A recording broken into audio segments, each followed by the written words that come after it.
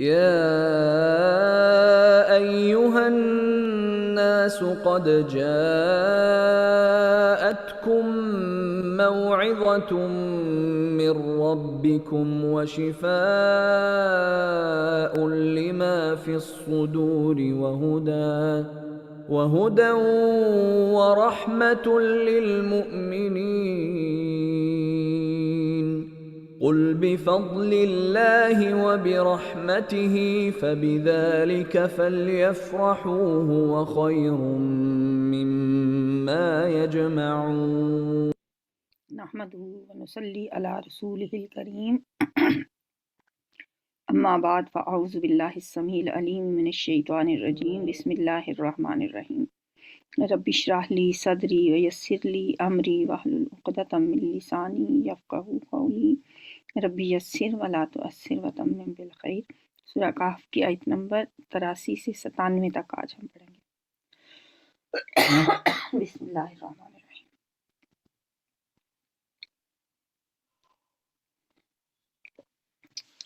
وَيَسْأَلُونَكَ عَنْ ذِي الْقَرْنَيْنِ، اور وہ سوال کرتے ہیں آپ سے ذوالقرنین کے بارے میں.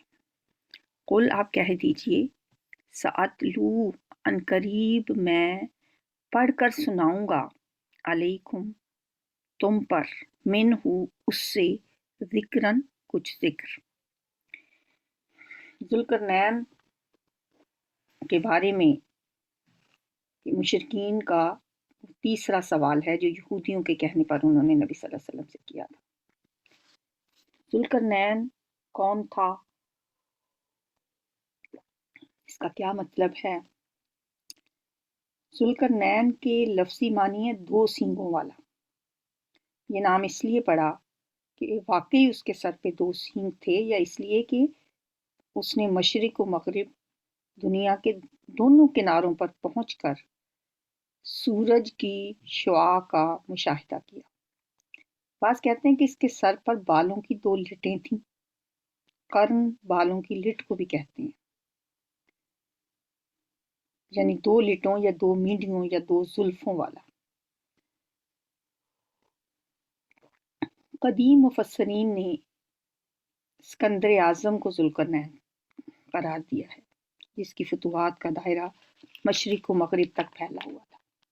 لیکن جدید مفسرین، جن میں خاص طور پر مولانا ابوالکلام آزاد شامل ہیں، اور انہوں نے اس پہ جو ریسرچ کی ہے اس کے نتیجے میں وہ کہتے ہیں کہ ذوالقرنین کے بارے میں قرآن نے جو صراحت کی ہے وہ ایک ایسا حکمران تھا جس کو اللہ نے اسباب و وسائل کی فراوانی سے نوازا تھا. وہ مشرقی اور مغربی ممالک کو فتح کرتا ہوا ایک ایسے پہاڑی درے پر پہنچا جس کی دوسری طرف یاجوج اور ماجوج تھے.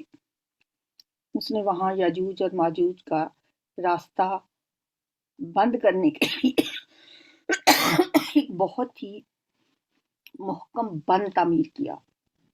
وہ عادل تھا، اللہ کو ماننے والا تھا، آخرت پر ایمان رکھنے والا تھا. وہ نفس پرست اور مال و دولت کا حریص نہیں تھا.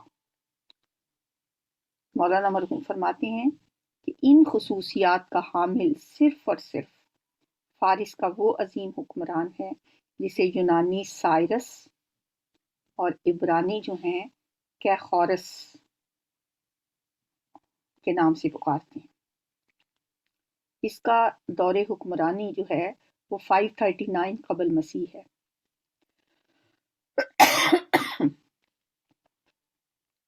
اور پھر وہ یہ بھی لکھتے ہیں کہ 1838 میں سائرس کے ایک مجسمے کا بھی انکشاف ہوا ہے جس میں اس کا جسم اس طرح دکھایا گیا ہے کہ اس کے دونوں طرف عقاب کی طرح پر نکلے ہوئے ہیں اور سر پر مینڈے کی طرح دو سینگ ہیں. تو یہ ان کی ریسرچ جو ہے اس کا خلاصہ ہے جو مولانا ابوالکلام آزاد نے کی ہے کہ یہ ذوالقرنین جو ہے یہ اسکندر اعظم نہیں بلکہ ایران کے بادشاہ کیخورس یا سائرس کو کہا جاتا ہے، کیونکہ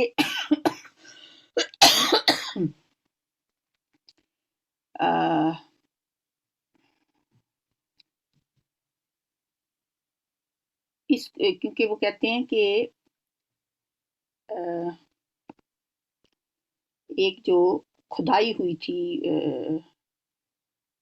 ایران کے شہنشاہ رضا شاہ پہلوی کے دور میں، اس کھدائی کے دوران بھی اس کا ایک مقبرہ بھی دریافت ہوا، اور جو مجسمہ ملا اس سے ملنے والی معلومات کی بنیاد پر رضا شاہ پہلوی نے اس کا 2500 سالہ اس کی برسی منانے کا بھی اہتمام کیا، اور اس مجسمے کے سر پہ جو ایک تاج تھا اس میں 2 سینگ بھی لگے ہوئے تھے، تو اس لیے وہ کہتے ہیں کہ یہ ثابت ہو گیا کہ ایران کا یہی بادشاہ ہے جو تاریخ میں ذوالقرنین کے لقب سے مشہور تھا۔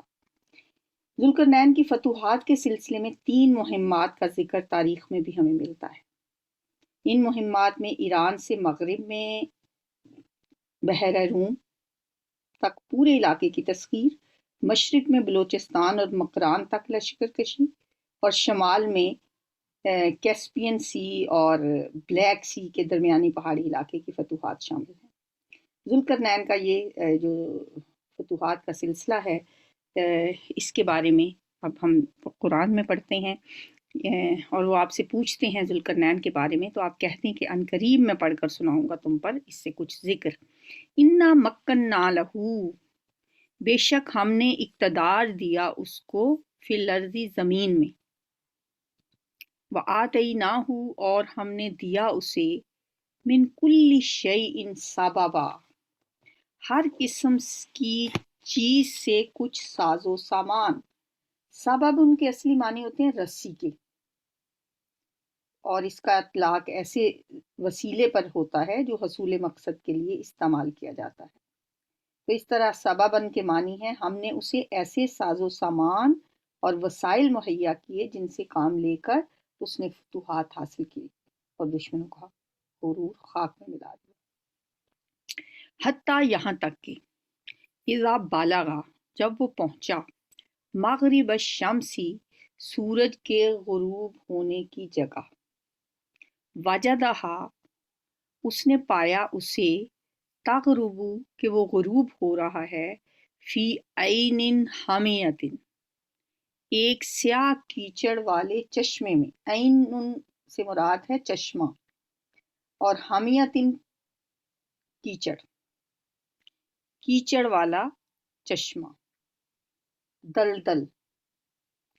واجدہ پایا یعنی دیکھا یا محسوس کیا، مطلب یہ ہے کہ ذوالقرنین جب مغربی سمت میں ملک پر ملک فتح کرتا ہوا اس مقام پر پہنچ گیا جہاں آخری آبادی تھی، وہاں گدلے پانی کا ایک چشمہ تھا یا سمندر تھا جو نیچے سے سیاہ معلوم ہوتا تھا۔ ایسا محسوس ہوا کہ گویا سورج اس چشمے میں ڈوب رہا ہے، ساحل سمندر سے دور دور سے، جس کے آگے حد نظر تک کچھ نہ ہو۔ غروب شمس کا نظارہ کرنے والوں کو ایسا ہی محسوس ہوتا ہے کہ سورج سمندر میں یا زمین میں ڈوب رہا ہے، حالانکہ وہ اپنے مقام آسمان پر ہی ہوتا ہے۔ وجد تغرب فی عین حمیۃ، اسے بھی ایسا ہی لگا کہ جیسے ایک سیاہ کیچڑ والے چشمے میں سورج غروب ہو رہا ہے۔ ووجد عندہا قوما اور اس نے پایا اس کے پاس ایک قوم کو، قلنا ہم نے کہا، یا ذوالقرنین اے ذوالقرنین، اما یا یہ کہ، ان یہ کہ تو عذبہ تو سزا دے، و اما اور یا یہ کہ، ان تتخذا تو اختیار کرے، فیہم ان کے بارے میں، حسنا بھلائی۔ یہ ہم نے کہا، اب ہم نے کہا سے کیا مراد ہے؟ اللہ تعالیٰ فرما رہے ہیں نا کہ ہم نے کہا۔ ہو سکتا ہے بعض مفسرین کہتے ہیں کہ پھر وہ پیغمبر ہوں، یا کسی پیغمبر کے ذریعے سے اللہ تعالیٰ نے ان کو کہا ہو، یا یہ کہ الہام کیا ہو۔ الہام بھی اس سے مراد ہو سکتا ہے، یعنی وواجدہ اندہا قومن، اور اس نے پایا وہاں ایک قوم کو، یعنی اس علاقے کو جب انہوں نے فتح کر لیا تو وہاں بسنے والی قوم ان کی رعایا بن گئی۔ قلنا یا ذا القرنین اما ان تعذب و اما ان تتخذ فیہم حسنا، ہم نے کہا اے ذوالقرنین تم چاہو تو انہیں سزا دو اور چاہو تو ان کے بارے میں حسن سلوک کا معاملہ کرو، یعنی آپ نے اس علاقے کو فتح کیا ہے، اب یہاں کے باشندے آپ کے رحم و کرم پر ہیں، اب آپ کو ان پہ اختیار ہے، آپ چاہیں تو ان پر سختی کریں، چاہیں تو ان کے درمیان حسن سلوک کا معاملہ کریں۔ تو اللہ تعالیٰ نے اس طرح کسی بھی طریقے سے براہ راست مخاطب کر کے یا الہام کے ذریعے ذوالقرنین سے یہ فرمایا ہو۔ قالا، اس نے کہا، اما، رہا وہ، من ظالمہ، جس نے ظلم کیا، فسوف نعذبہ، تو ان قریب ہم سزا دیں گے اس کو، ثم یردو، پھر وہ لوٹایا جائے گا، الی ربہ، اپنے رب کی طرف، فیعذبہ، پھر وہ عذاب دے گا اس کو، عذابا نکرا، بہت بڑا عذاب۔ ظلم سے مراد یہاں کفر اور شرک بھی ہو سکتا ہے کہ جو کوئی شرک کرنے والا ہوگا ہم اسے سزا دیں گے، پھر جب اللہ کے پاس جائے گا تو پھر تو بہت سخت سزا کا مستحق ہوگا ہی۔ وَأَمَّا مَنْ آمَنَ، اور رہا وہ جو ایمان لایا، وَعَمِلَ صَالِحًا، اور اس نے عمل کیا نیک، فَلَهُ، تو اس کے لیے، جَزَاءً الْحُسْنَى، تو اس کے لیے اچھا بدلہ ہے، یعنی اس مفتوحہ علاقے میں اپنی رعایا کے اہل ایمان نیک لوگوں سے ہم تمام معاملات میں نرمی سے کام لیں گے، یعنی خراج وغیرہ کی وصولی کے سلسلے میں ان پہ سختی نہیں کریں گے۔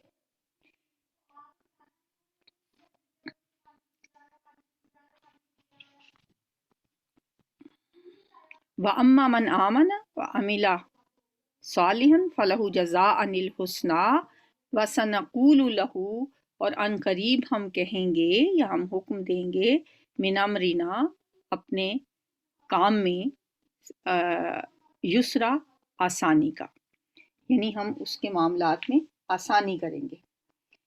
ثم اتبع سببا، پھر اس نے ایک اور مہم کا سر و سامان کیا، پھر وہ چلا ایک اور راہ پر، اتبع، اس نے اتباع کیا، سببا، ایک اور رستے کا، ایک اور راہ پر وہ چلا۔ مغربی مہم سے فارغ ہونے کے بعد اب ذوالقرنین نے مشرقی علاقوں کی طرف پیش قدمی کا منصوبہ بنایا۔ حتیٰ اذا بلغ، یہاں تک کہ جب وہ پہنچا، مطلع الشمسی، سورج طلوع ہونے کے مقام پر، مطلع الشمسی، اس مہم کے سلسلے میں تاریخی طور پر مکران کے علاقے تک ذوالقرنین کی پیش قدمی ثابت ہے۔ ممکن ہے ساحل مکران پر کھڑے ہو کر ہی انہوں نے محسوس کیا ہو کہ وہ اس سمت میں بھی زمین کی آخری حد تک پہنچ گئے ہیں۔ حتیٰ اذا بلغ مطلع الشمس وجدہا تطلع علی قوم، تو اسے ایک ایسی قوم پر طلوع ہوتا پایا، لم نجعل لہم من دونہا سترا، کہ ان کے لیے ہم نے اس سے اور کوئی اوٹ نہیں بنائی تھی۔ وجدہا، اس نے پایا، تطلع، وہ طلوع ہو رہا ہے، علی قوم، ایسی قوم پر، لم نجعل، کے نہیں بنایا ہم نے، لہم، ان کے لیے، من دونہا، اس کے آگے، سترا، کوئی پردہ، یعنی ہم نے اس نے اس کو طلوع ہوتے پایا ایک ایسی قوم پر جس کے لیے ہم نے اس کے مقابل کوئی اوٹ نہیں رکھی تھی، کوئی پردہ نہیں رکھا تھا، یعنی سورج کے مقابلے میں۔ یہاں یعنی یہ ایسی جگہ تھی، یہاں ایسے وحشی قبائل آباد تھے جو زمین پر صرف دیواریں کھڑی کر کے اپنے گھر بناتے تھے، اور ان کے تمدن میں گھروں پر چھتیں ڈالنے کا کوئی تصور موجود نہیں تھا، یعنی سورج کے اور ان کے درمیان کوئی پردہ نہیں تھا۔ لم نجعل لہم من دونہا سترا، نہیں ہم نے بنایا ان کے لیے من دونہا اس کے آگے سترہ کوئی پڑتا، یعنی سورج ڈائریکٹ ان کے اوپر پڑتا تھا۔ وہ گھر ایسے بناتے تھے کہ اس میں صرف چار دیواری ہوتی تھی، اوپر چھت نہیں ہوتی تھی، یعنی ان کے اس وہ جگہ ہی ایسی تھی اور وہ لوگ ہی ایسے تھے، اور یعنی مشرقی طرف کی آخری آبادی، اس کو مطلع الشمس کہا گیا جہاں۔ وہ جو قوم تھی وہ مکانوں جن میں رہتے تھے، میدانوں اور صحراؤں میں ایسے گھروں میں رہتے تھے کہ ان کے اور سورج کے درمیان کوئی پردہ اور اوٹ نہیں تھی، سورج ان کے جسموں پر ڈائریکٹ پڑتا تھا۔ کذالک اسی طرح، وقد احطنا اور یقیناً ہم نے احاطہ کر رکھا تھا،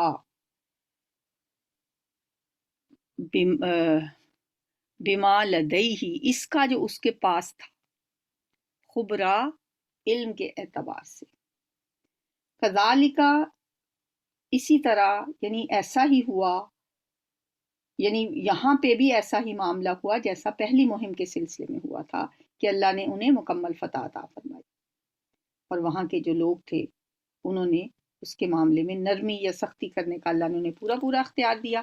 یہاں بھی ذوالقرنین نے ظالم لوگوں کے ساتھ سختی، جبکہ نیک لوگوں کے ساتھ نرمی کا رویہ کیا۔ کذالک کا مطلب ہے کہ اسی طرح سے ہوا۔ وقد احطنا بما لدیہ خبرا، اور ہم پوری طرح باخبر تھے اس کے احوال سے، جو کچھ ذوالقرنین کے پاس تھا اور جن حالات سے اس کو سابقہ پیش آیا، ہم اس سے پوری طرح باخبر تھے۔ وقد احطنا اور یقیناً ہم نے احاطہ کر رکھا تھا، بما لدیہ جو اس کے پاس تھا، خبرا علم کے اعتبار سے، یعنی ہمیں اس کے بارے میں مکمل معلومات تھی۔ ثم اتبع سببا، پھر اس نے ایک اور مہم کا ارادہ کیا، ایک اور رستے پہ چلا، حتیٰ یہاں تک کہ اذا بلغ جب وہ پہنچا، بین السدین، سد کہتے ہیں دیوار کو، بینا درمیان، سدین دو دیواروں کے درمیان، وجدہ اس نے پایا، من دونہما ان دونوں کے اس طرف، قومن ایک قوم کو، لا یقادون نہیں تھے قریب، یفقہون کہ وہ سمجھیں، قولا بات کو۔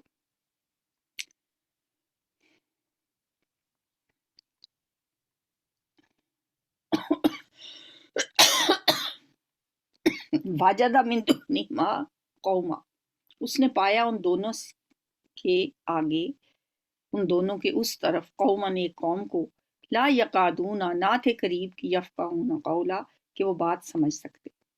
یہ بھی ایک غیر متمدن قوم تھی، اس قوم کے لوگ بھی ذوالقرنین اور اس کے ساتھیوں کی زبان نہیں سمجھتے تھے، اور جو حملہ آور لشکر کے لوگ بھی جو تھے وہ بھی اس قوم کی زبان نہیں سمجھتے تھے، مگر پھر بھی انہوں نے کسی نہ کسی طرح ذوالقرنین سے اپنا جو مقصد تھا وہ بیان کیا۔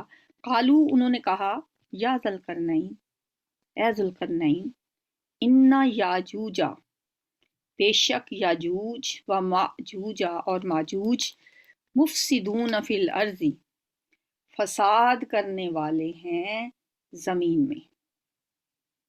یاجوج اور ماجوج جو ہیں انہوں نے زمین میں بہت فساد مچا رکھا ہے۔ فَهَلْ نَجْعَلُ لَكَ خَرْجًا تو کیا ہم کر دیں، فَهَلْ تو کیا، نَجْعَلُ ہم کر دیں، لَكَ تیرے لیے، خرجن کچھ مال، کچھ خراج، علا اس شرط پر، ان تجعل کہ تو بنا دے، بیننا ہمارے درمیان، و بینہم اور ان کے درمیان، یاجوج اور ماجوج کے درمیان، سدا ایک دیوار۔ پیچھے ہم نے پڑھا تھا نا سدینی دو دیواریں، وہ مثنیٰ تھا، اور یہ سدا ایک دیوار۔ ہم کچھ رقم آپ کو دیتے ہیں، ہم آپ کو کچھ پے کرتے ہیں، کچھ خراج دیتے ہیں، آپ ان پہاڑوں کے درمیان واقع یہ جو قدرتی ایک گزرگاہ ہے اس کو بند کر دیں۔ جس کے ذریعے سے یاجوج ماجوج ہم پر حملہ آور ہوتے رہتے ہیں۔ مطلب وہ ایک ہی رستہ تھا، جگہ پڑھا نا، حتی اذا بلغ بین السدین، دو دیواروں کے درمیان پہنچا۔ صد چونکہ دیوار کو کہتے ہیں، دو دیواروں سے مراد دو پہاڑی سلسلے ہیں۔ دائیں طرف مشرق میں بحیرہ کیپسین تھا اور دوسری طرف بحیرہ اسود۔ ان دونوں سمندروں کے ساحل کے ساتھ ساتھ دو پہاڑی سلسلے متوازی چلتے تھے، اور ان پہاڑی سلسلوں کے درمیانی گزرگاہ سے شمالی علاقوں کے جو وحشی قبائل تھے یاجوج اور ماجوج، وہ اس علاقے پر حملہ آور ہوتے تھے۔ اب وہ لوگ جو تھے وہ اس سے بہت تنگ تھے۔ انہوں نے کہا، حالانکہ وہ ان کی زبان نہیں سمجھتے تھے، لیکن انہوں نے پھر بھی اپنا مدعا بیان کیا۔ انہوں نے یاجوج ماجوج سے کہا، ذوالقرنین سے کہا کہ ہم آپ کو کچھ جو رقم کا انتظام ہم آپ کر دیتے ہیں، آپ اس کے عوض کیا کریں، ایک دیوار بنا دیں، ایسی مضبوط دیوار بنا دیں تاکہ یہ ایک جو درمیان میں ایک گزرگاہ ہے یہ بند ہو جائے۔ تو یہ یاجوج ماجوج سے بچنے کے لیے انہوں نے کہا۔ قالا، تو اس نے کہا، ما مکنی، جو قدرت دی ہے مجھے، فی ہی، اس سلسلے میں، ربی، میرے رب نے، خیرن، وہ بہت بہتر ہے۔ میرے رب نے مجھے بہت کچھ دے رکھا ہے۔ یاجوج ماجوج کے بارے میں بھی مختلف قسم کی روایات ہیں کہ یہ کون ہیں۔ بعض کہتے ہیں کہ یہ حضرت نوح علیہ السلام کے جو تیسرے بیٹے ہیں حضرت یافس، ان کی اولاد میں سے ہیں، اور یہ ادھر چائنا کے طرف جو لوگ آباد ہیں، یہ غیر متمدن اور وحشی لوگ ہیں جن کا پیشہ لوٹ مار، قتل و غارت گری ہے۔ یہ اپنے علاقوں پر، ارد گرد کے علاقوں پر حملہ آور ہوتے، قتل و غارت کرتے اور لوٹ مار کر کے واپس چلے جاتے۔ تو ڈاکٹر اسرار احمد بھی اس سلسلے میں وہ لکھتے ہیں کہ اس کی جھلک ہمیں جو نظر آتی ہے وہ یہ جو چائنا کے لوگ ہیں ان میں نظر آتی ہے۔ بہرحال جو بھی ہو، اللہ ہی بہتر جانتا ہے۔ قرب قیامت میں ان قوموں کی ایک اور جلغار ہونے والی ہے، اس کی تفصیلات ہمیں احادیث سے بھی ملتی ہیں۔ قیامت سے قبل دنیا ایک بہت بڑی جنگ کی لپیٹ میں آئے گی۔ اس جنگ کے بارے میں ہمیں حدیث سے پتہ چلتا ہے، اور مشرق وسطیٰ کا علاقہ اس جنگ کا میدان بنے گا۔ ایک طرف عیسائی دنیا ہوگی اور دوسری پوری یورپی اقوام ہوں گی، اور دوسری طرف مسلمان ہوں گے۔ پھر اللہ تعالیٰ امام مہدی کو بھیجیں گے، اور پھر حضرت عیسیٰ علیہ السلام کا نزول ہوگا۔ خراسان کے علاقے سے مسلمان افواج ان کی مدد کو جائیں گی۔ پھر اس جنگ کا خاتمہ اس طرح ہوگا کہ حضرت عیسیٰ علیہ السلام دجال کو قتل کریں گے، یہودیوں کا خاتمہ ہوگا، تمام عیسائی مسلمان ہو جائیں گے، اسلام کو عروج ملے گا، دنیا میں اسلامی حکومت قائم ہوگی۔ اللہ تعالیٰ جو ہے وہ پھر مسلمانوں کو فتح عطا فرمائیں گے۔ جب ہولناک جنگ اپنے انجام کو پہنچ جائے گی تو اس کے بعد یاجوج ماجوج کی بہت بڑی جلغار ہوگی۔ یہ لوگ چین اور ہند چینی وغیرہ علاقوں کی طرف سے حملہ آور ہوں گے، اور اس علاقے پر جلغار کر کے تباہی مچائیں گے۔ بہرحال جو کچھ بھی ہے اللہ ہی بہتر جانتا ہے۔ یہ سب غیب کی خبریں ہیں، جو فیوچر کی باتیں ہیں۔ ہم ان کے بارے میں بس جو کچھ بھی علماء کہتے ہیں وہ آپ کے گوش گزار کر دیا ہے، باقی اللہ عالم بالصواب۔ تو اس نے کہا ذوالقرنین نے کہ جو کچھ مجھے میرے رب نے دے رکھا ہے وہ بہت بہتر ہے، یعنی مجھے تمہارے خراج کی کوئی ضرورت نہیں، اس سے بہتر مال تو میرے رب نے مجھے پہلے ہی عطا کر رکھا ہے۔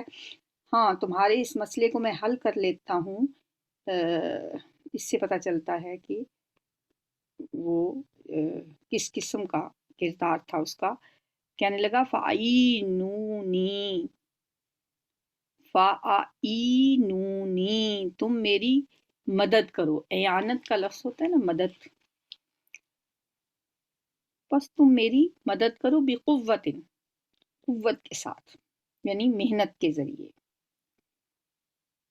اجعل، میں بنا دوں گا، بینکم، تمہارے درمیان، و بینہم، اور ان کے درمیان، ردما، ایک بند، مضبوط دیوار میں تمہارے اور ان کے درمیان بنا دوں گا. بس تم مجھے کچھ افرادی قوت مہیا کر دو.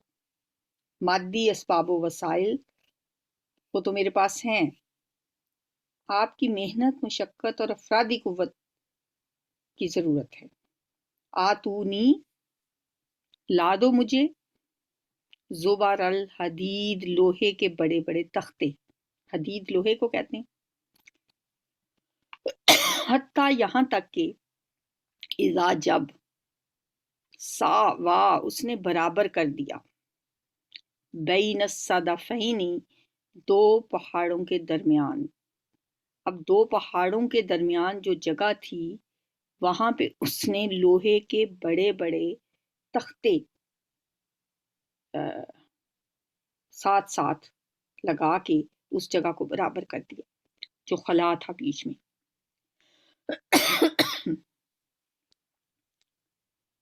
تختوں کو جوڑ کر دونوں پہاڑوں کے درمیان جو درہ تھا وہاں پہ اس نے ایک دیوار کھڑی کر دی. پھر اس کے بعد اس نے کہا قال انفخو، پھر اس نے کہا پھونکو، یعنی دھوں کو، جلاؤ، آگ جلاؤ، آگ دہکاؤ. بڑے پیمانے پر پھر آگ جلا کر ان تختوں کو گرم کرنے کا حکم دیا.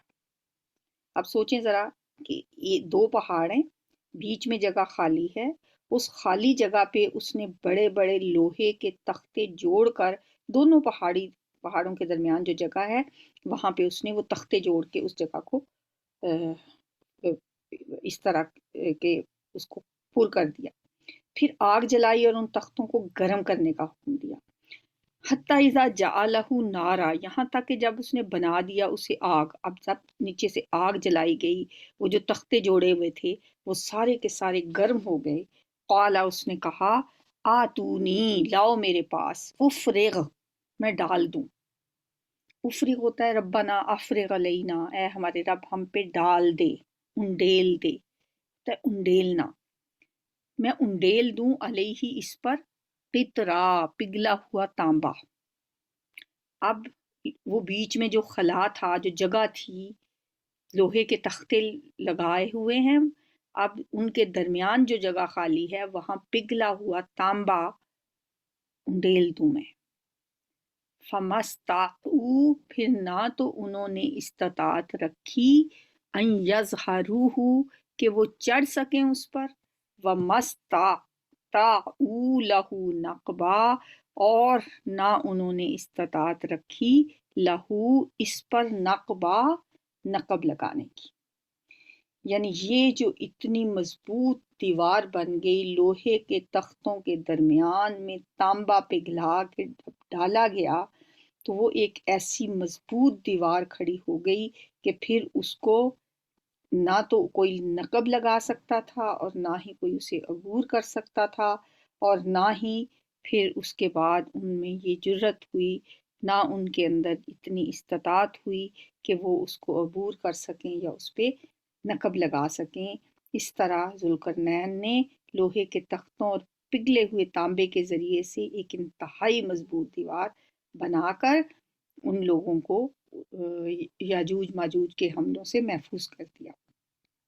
اور کہا جاتا ہے کہ اس دیوار کے آثار جو ہیں وہ ملے ہیں. یہ دیوار 50 میل لمبی، 29 فٹ اونچی اور 10 فٹ چوڑی تھی.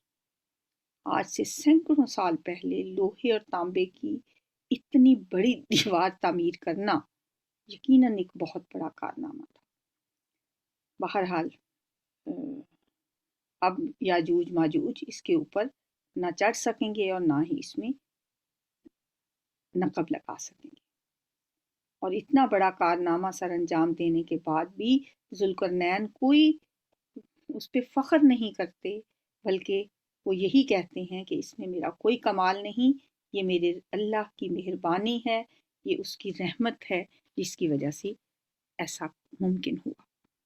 تلاوت سنتے ہیں۔ وَيَسْأَلُونَكَ عَنِ ذِي الْقَرْنَيْنِ قُلْ سَأَتْلُو عَلَيْكُمْ مِنْهُ ذِكْرًا إِنَّا مَكَّنَّا لَهُ فِي الْأَرْضِ وَآتَيْنَاهُ مِنْ كُلِّ شَيْءٍ سَبَبًا فَأَتْبَعَ سَبَبًا حَتَّى إِذَا بَلَغَ مَغْرِبَ الشَّمْسِ وَجَدَهَا تَغْرُبُ فِي عَيْنٍ حَمِئَةٍ وَوَجَدَ عِندَهَا قَوْمًا قُلْنَا يَا ذَا الْقَرْنَيْنِ إِمَّا أَن تُعَذِّبَ وَإِمَّا أَن تَتَّخِذَ فِيهِمْ حُسْنًا قال أما من ظلم فسوف نعذبه ثم يرد إلى ربه فيعذبه عذابا نكرا وأما من آمن وعمل صالحا فله جزاء الحسنى وسنقول له من أمرنا يسرا ثم أتبع سببا حتى إذا بلغ مطلع الشمس وجدها تطلع على قوم لم نجعل لهم من دونها سترا كذلك وقد أحطنا بما لديه خبرا ثم أتبع سببا حتى إذا بلغ بين السدين وجد من دونهما قوما لا يكادون يفقهون قولا قالوا يا ذا القرنين إن يأجوج ومأجوج مفسدون في الأرض فهل نجعل لك خرجا على أن تجعل بيننا وبينهم سدا قال ما مكني فيه ربي خير فأعينوني بقوة أجعل بينكم وبينهم ردما آتوني زبر الحديد حتى إذا ساوى بين الصدفين قال انفخوا حتى إذا جعله نارا قال آتوني أفرغ عليه قطرا فما استطاعوا أن يظهروه وما استطاعوا له نقبا